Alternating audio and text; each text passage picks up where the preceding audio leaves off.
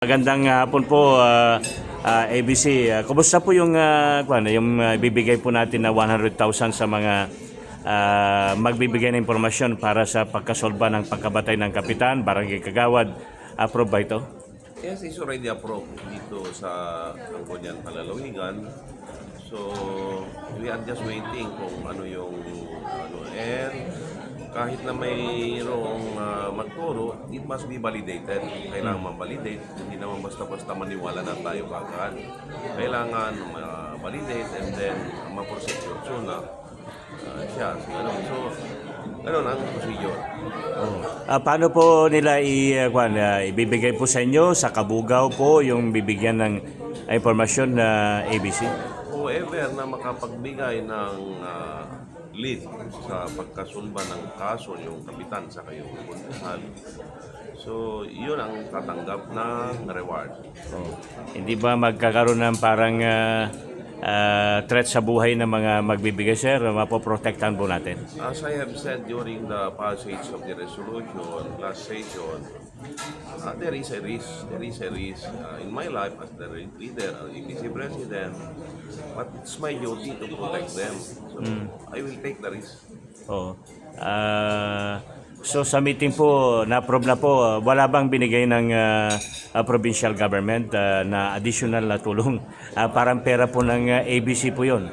I cannot speak for the provincial government. Or the provincial board? But last session, they pledged that they will also give reward. How much will they give? How much? But sa amin, I can only speak for the Liga ng Barangay. So di Liga ng Barangay, may pera na po, ready na ibibigay pag may magsasabi. Paano?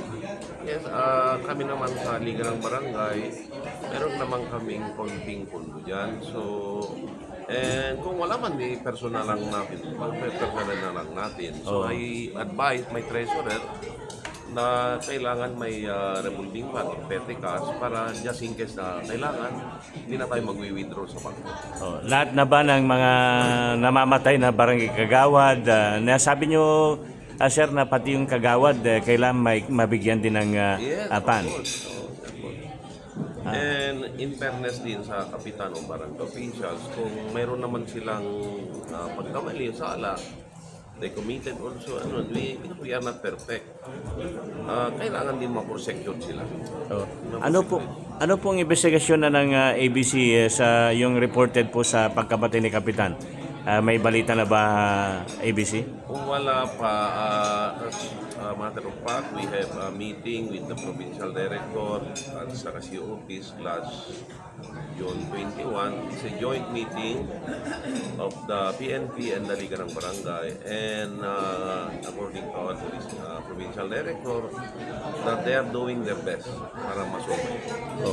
Itong barangay election po, kumusta po? Magkakaroon na ba ng barangay election na matutuloy na ba, ABC? Yes, 99% matuloy ito na sa November 2 because we are already almost on July. Hindi na kaya yung postponement. So kasi wala nang time yung Congress at saka Senate. I think kasi dinadivert yung time nila sa impeachment, dinadivert nila sa mga ibang issues. So, I think that's no more time for the extension. So nasabi niyo mga magandang balita sa mga ABC. Sino pang pumunta, sir? Mga ABC po ng probinsya? Yes, probinsya sa Kabigan. Bigan. So Probinsya, pati probinsya, Ilocos. Maganda po yung reaction po nila sa sinabi niyo, sir. Of course naman. Saka, yun, para ma-protectan sila. Maganda rin po yung sahod nila pag tutuloy po yung election next year na kumusta na po yung sahod nila?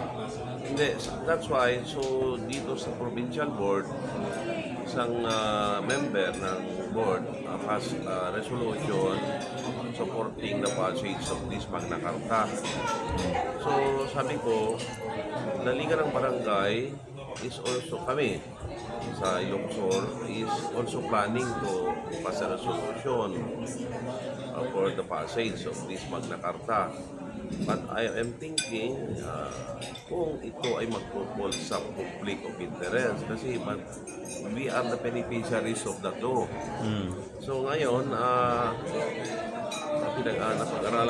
napag-aralan ko na it will not fall to conflict of interest kasi pag na-approve ito, hindi naman kami nakaupo ngayon ang benefited dito, yung mga susunod pa. Susunod na kwan.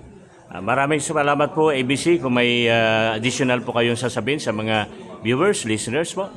Yes, ano lang ay sa mga kapitan, mga officials. So, barangay election is fast approaching at siyempre maraming magkakandidato dyan, mag-aspire po kapitan, po council because of these benefits. So we'll be expecting na maraming kalaban na magpapal. So, kaya konting ingat din. Thank you very much po.